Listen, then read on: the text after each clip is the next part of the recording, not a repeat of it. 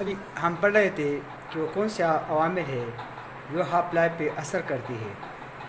تو ایک ہم نے پڑھا کہ اگر کوئی ڈیزیز کنڈیشن ہے تو اس کی وجہ سے بھی ہاف لائف انکریز ہوگی.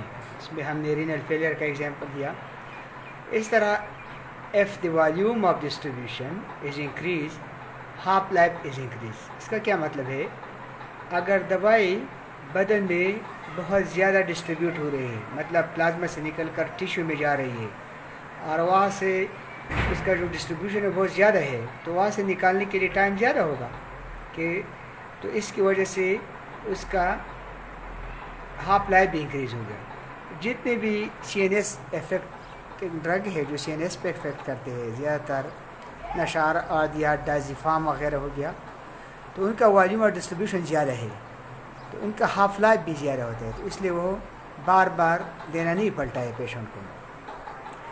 Change in the protein binding may result in change in volume of distribution and clearance of drug that leads to change in T half.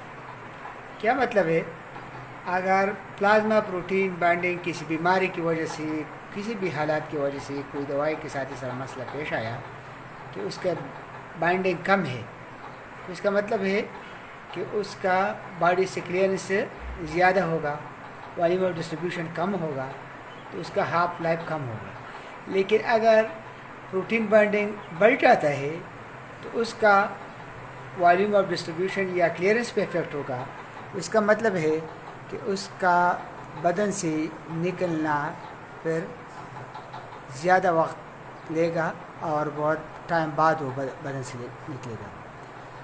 So increase plasma protein binding increase T half. جتنی بھی دوائی plasma protein binding کے ساتھ مضبوطی سے جڑے ہو، اس کا زیادہ پرسنٹیج میں جڑے ہو، تو اس کا باڈی سے نکلنا یا اس کا ہاف لائف انکریز ہو جاتے ہیں. کیونکہ ہاف لائف کی ڈیفینیشن میں ہم یہی کہتا کہ ہاف لائف وہ ٹائم ہوتا ہے، وہ دورانیہ ہوتا ہے جس میں ایک دوائی اپنی ابتدائی ارتکاز یا کنسنٹریشن سے 50% کم ہو جاتی ہے. سو اگر پلازما پروٹین بائنڈنگ کے ساتھ یہ جڑی ہوئی ہے تو اس کا مطلب ہے کہ وہ باڈی میں زیادہ دیر تک کے لیے موجود ہے، تو اس کا ٹی ہاف بھی انکریز ہوگا. Thank you.